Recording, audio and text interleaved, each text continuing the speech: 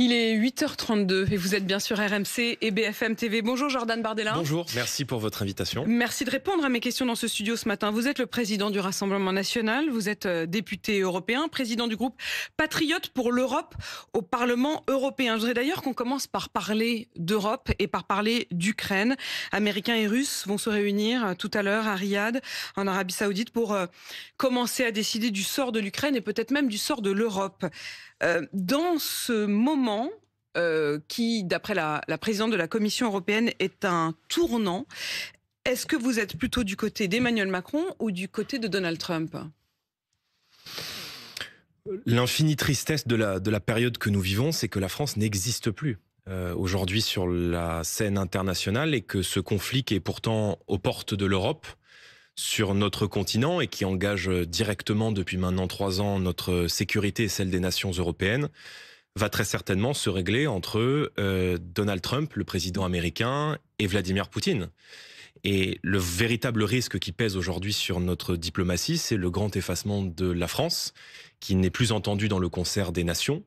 D'abord, je me réjouis qu'il puisse y avoir des négociations et des discussions. C'est quand même la France qui a réussi à réunir hier ses voisins européens qui, en urgence, ont immédiatement répondu à l'invitation d'Emmanuel Macron à l'Élysée. Oui, ils vont se retrouver autour de la table. Ils se sont retrouvés d'ailleurs ces dernières heures. Mais ce que nous attendons et ce qu'attend le monde et ce qu'attendent à la fois le président ukrainien et j'imagine les diplomates et la diplomatie russe, avec Vladimir Poutine à sa tête, c'est évidemment la décision de Donald Trump.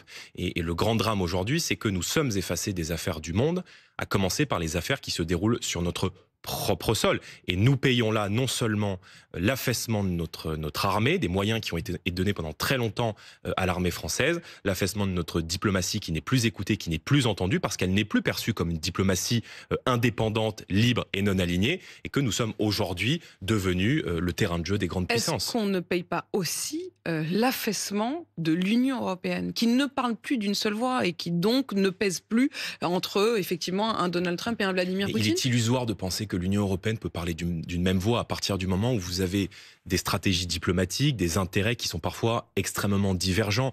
Il y a aujourd'hui sur le sol européen et dans l'Union européenne beaucoup d'États qui achètent du matériel américain plutôt que d'acheter du matériel français.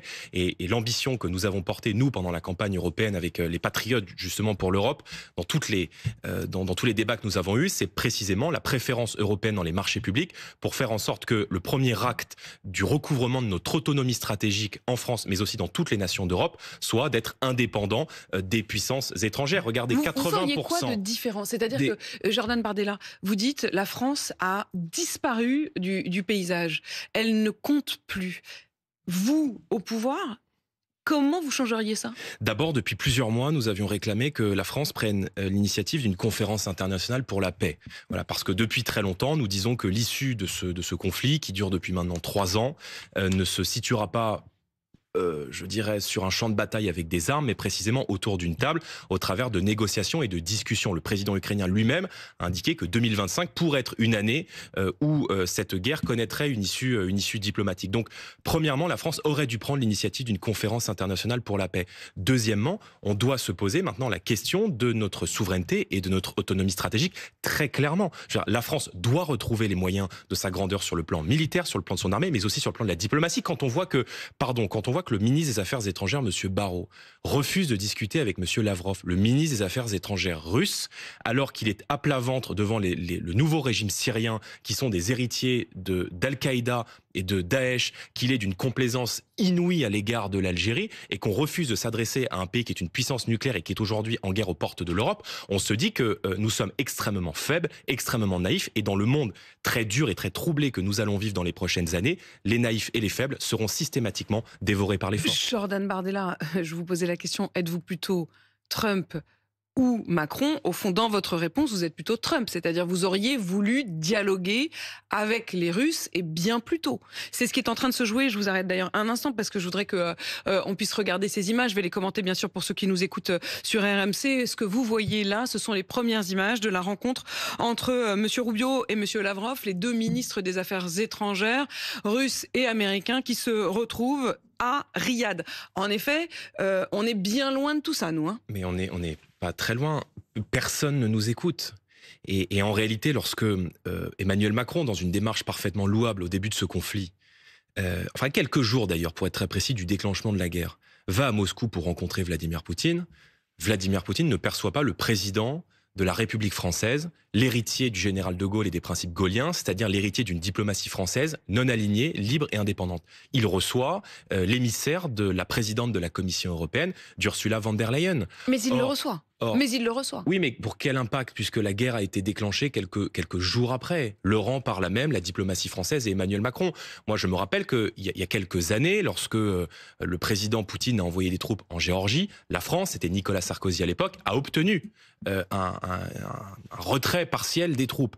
Monsieur Hollande, avec qui on a eu beaucoup de désaccords, a obtenu les accords de Minsk, qui n'ont jamais été appliqués, mais qui ont permis en tout cas de gagner du temps. Il était aux côtés d'Angela Merkel. Ensemble, ils y avaient été. Eh bien, aujourd'hui, la diplomatie française n'a rien obtenu. Donc, si on veut être de nouveau entendu et de nouveau respecté, il faut non seulement qu'on retrouve les moyens de notre défense sur le plan militaire, il y a des efforts budgétaires incontestables qui ont été faits ces dernières années pour rehausser notre moyen de défense. Il faut continuer à faire plus, jusqu'à 3% du PIB. Est-ce que vous êtes d'ailleurs pour que ce budget de la défense ne soit pas compté dans la question du déficit? Les Allemands, pour la première fois, hier, à la sortie de la rencontre à l'Elysée, Olaf Scholz a dit qu'au fond, pour la première fois, il envisageait que la question des dépenses de défense ne soit plus comptabilisé dans les règles budgétaires européennes pour permettre qu'il y ait un renforcement de ce budget. Mais ces règles budgétaires européennes, elles n'ont plus de sens.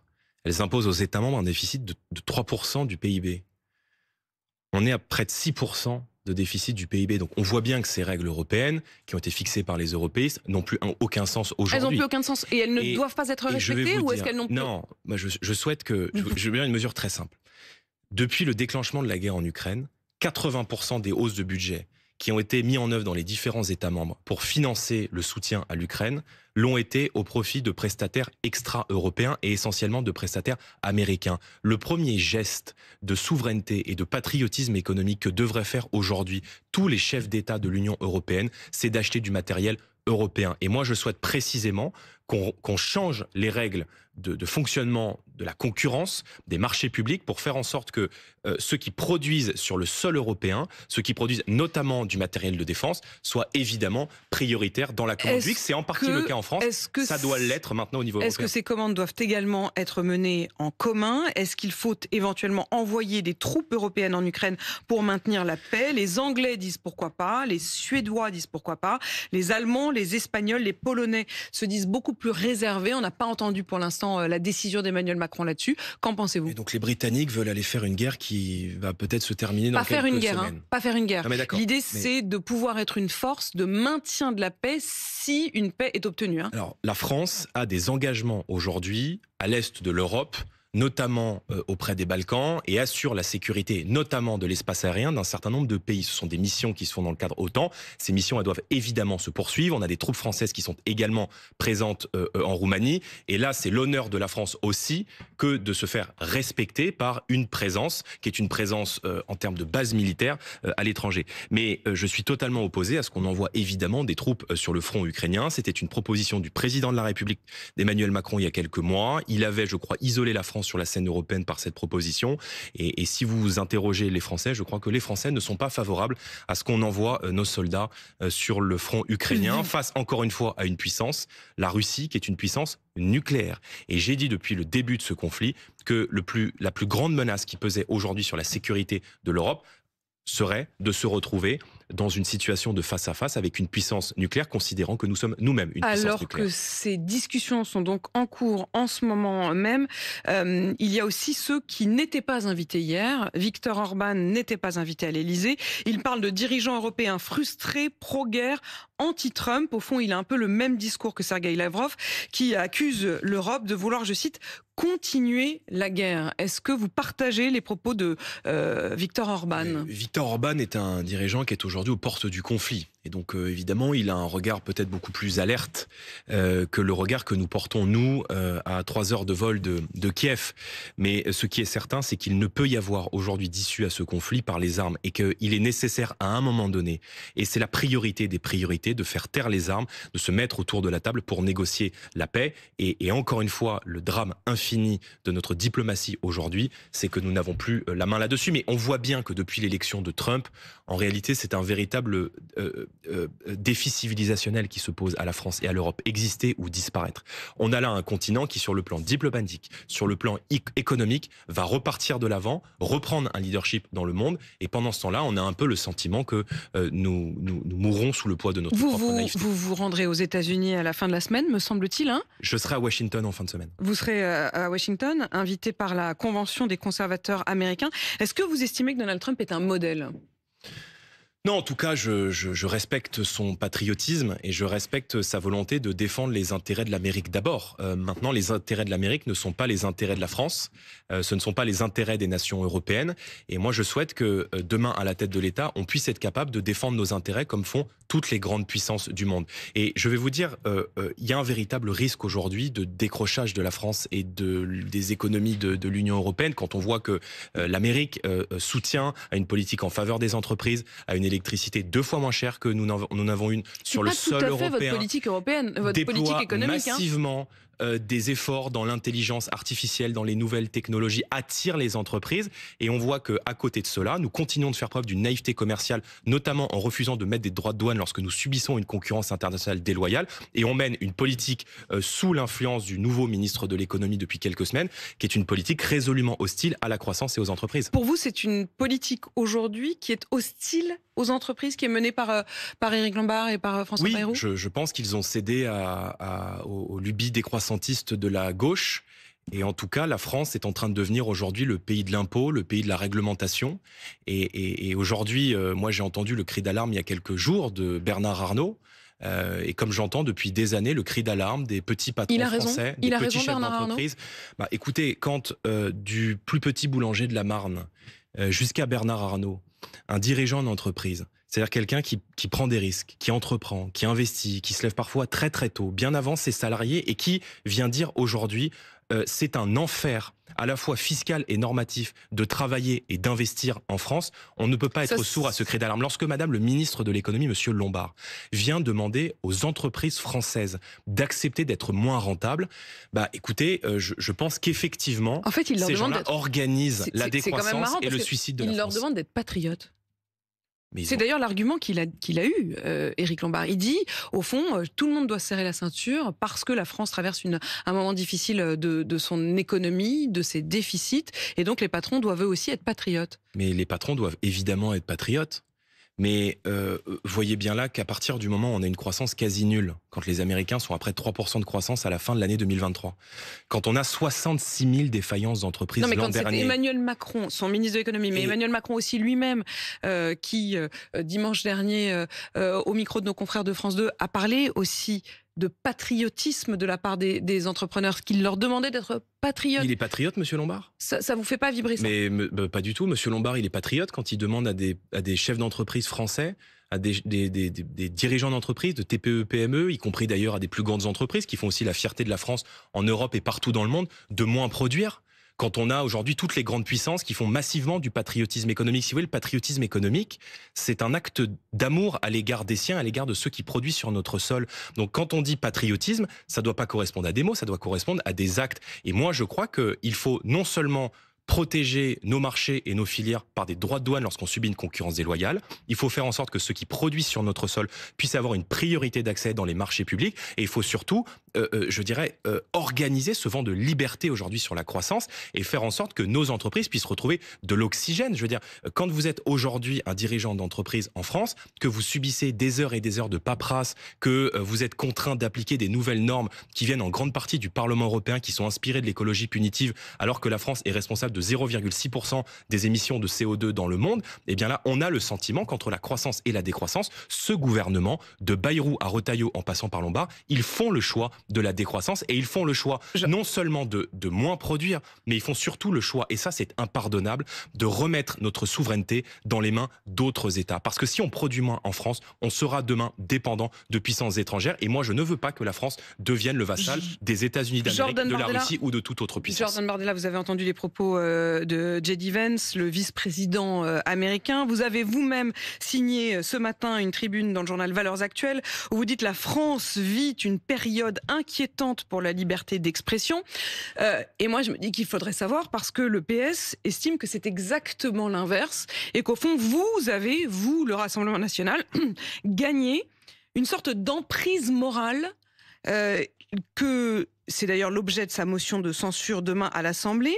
Le Premier ministre n'a fait que reprendre les mots funestes de Jean-Marie Le Pen, que désormais l'extrême droite, qui est un ennemi mortel de la République, dit Olivier Faure, tout en finesse, a gagné parce que le gouvernement cède à ses passions tristes en offrant, je cite, des victoires culturelles inédites au Rassemblement national qu'il est censé combattre. Alors on comprend bien du coup pourquoi vous n'allez pas voter cette motion de censure, mais sur le fond, ils disent que vous avez gagné la bataille morale. Vous qui dites au contraire que vous auriez perdu celle de la liberté d'expression. Mais je ne sais pas où vit Monsieur Faure, mais il y a des millions de Français qui ne reconnaissent plus leur pays. Il y a des millions de Français qui sont extrêmement inquiets de voir les gouvernements successifs battre année après année tous les records d'immigration, au point qu'ils ont parfois le sentiment, dans d'innombrables quartiers de France, de se sentir étrangers dans leur propre pays. Et c'est vrai, y compris d'ailleurs pour des Français issus de l'immigration, qui sont arrivés en France et qui ont fait un effort exigeant de devenir français, de vivre à la française, de respecter la police, de respecter nos institutions, de respecter notre langue, et qui aujourd'hui ont le sentiment que les générations qui arrivent sont un petit peu dispensées de cet effort. On a encore battu cette année un record de délivrance de titres de séjour légaux et on continue avec des pompes aspirantes de l'immigration. Mais quand vous avez un ministre de l'Intérieur qui dit qu'il faut remettre en cause le droit du sol, quand vous avez un ministre de la Justice qui partage également ces propos, au fond, on peut non seulement dire que ces propos peuvent s'exprimer, mais qu'ils s'expriment même au plus haut sommet de l'État. Non mais... On va rembobiner un petit peu. Vous m'avez interrogé sur le discours. Il n'y a pas de liberté de dire ces choses-là. Je viens vous dire que la liberté d'expression recule chaque année davantage dans notre pays. Et lorsque le vice-président américain pointe du doigt le recul des libertés d'expression dans toutes les sociétés européennes, où la question de l'immigration est systématiquement ostracisée, pointée du doigt. Mais vous avez l'impression qu'on n'en parle pas de l'immigration ? Mais madame, il n'y a pas... Non mais... J'ai l'impression qu'on parle que de ça. Mais madame...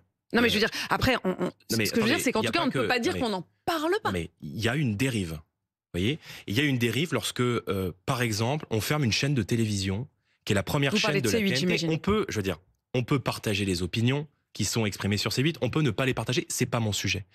Mais quand vous avez la première chaîne de la TNT, qui est fermée après un harcèlement ciblé des militants et des associations de gauche, qui subit des décisions administrative très stricte de la part d'une autorité qui se dit indépendante et qui fait en réalité de la politique. Oui, on a le sentiment que la liberté d'expression recule. Pour vous, l'Arcom a fait de la politique ? Oui, bien sûr, l'Arcom fait de la politique. Lorsqu'il y a dans notre pays, et allons sur le terrain, un enseignant sur deux qui s'auto-censure dans les classes à cause des pressions qui sont exercées par les fondamentalistes islamistes. Il y a quand même un petit lien avec la politique d'immigration menée en France depuis 30 ans. Il y a un recul de la liberté d'expression.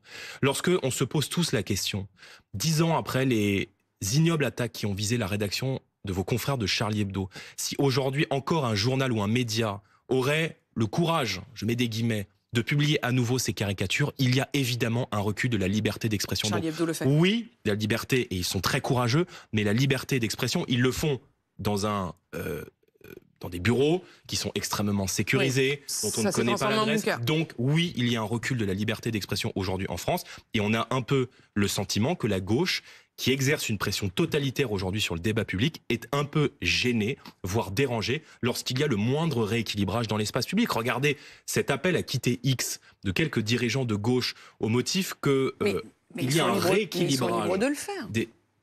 Mais ils sont libres de tout faire. Et la grandeur de la France est permettre précisément à Madame Rousseau de se désinscrire de X. Mais il faut aussi accepter qu'il y ait des opinions différentes. Et moi, je considère que la critique que formulent aujourd'hui beaucoup de nos compatriotes à l'égard de la politique d'immigration massive et anarchique qui est menée aujourd'hui en France, dans les villes, mais aussi dans nos campagnes, relève effectivement d'une liberté, qui est une liberté d'opinion. Et il faut arrêter de pointer du doigt à chaque fois tel ou tel, parce qu'il se sent menacé. Jordan Bardella, vous dites avec les électeurs de droite, je partage l'essentiel. Laurent Wauquiez, lui, dit je ne considère pas qu'il faille un cordon sanitaire avec le RN. Et ce qui le retient, dit-il, de nouer une alliance avec vous, c'est, je cite, parce que je n'ai pas les mêmes idées sur l'économie. S'il ne reste que l'économie qui vous différencie, vous et Laurent Wauquiez, au fond, est-ce que vous envisagez de pouvoir faire des alliances à l'avenir? Mais je crois que M. Wauquiez ne le souhaite pas. Lorsque Éric Ciotti, le président des Républicains, il y a quelques mois, a pris la décision courageuse de me rejoindre dans le cadre d'une coalition électorale aux élections législatives, de s'associer au Rassemblement national et à Marine Le Pen. Laurent Wauquiez, il est resté extrêmement muet. La réalité, c'est que Laurent Wauquiez, il est très gêné de l'exposition de Bruno Retailleau et qu'il essaie de faire du bruit, qu'il essaie de faire de la mousse pour exister un peu. Mais et vous êtes gêné par la montée de Bruno Retailleau? Non, moi je suis pas gêné parce que en fait, ce qui me gêne et ce que je trouve assez malsain, c'est de faire croire aux Français qu'on peut agir parce qu'on dit. Voilà. Or, Monsieur Retailleau, il est assis chaque mercredi en Conseil des ministres entre des socialistes et des macronistes qui continuent à mener une politique toujours plus laxiste à l'égard de l'insécurité et toujours plus ouverte à l'égard de l'immigration. Il faut commencer à faire le compte des annonces qui ont été faites par Monsieur Retailleau. Le référendum sur l'immigration, il n'y aura pas de référendum sur l'immigration. L'interdiction du voile pour les accompagnatrices scolaires, il n'y aura pas d'interdiction du voile pour les accompagnatrices scolaires. La suppression du droit du sol. J'ai entendu Manuel Valls, ministre du gouvernement, indiquer qu'il n'y aurait pas de suppression totale du droit du sol. Donc, vous voyez, il y a la parole et puis il y a les actes. Et je trouve que sur ces sujets qui sont extrêmement prégnants pour des millions de Français, de faire croire qu'on agit quand on n'agit pas, je trouve ça assez malsain et assez dérangeant. Merci Jordan Bardella d'avoir répondu à mes questions. Président du Rassemblement national, député européen. Il est 8h53 sur RMC et BFM TV.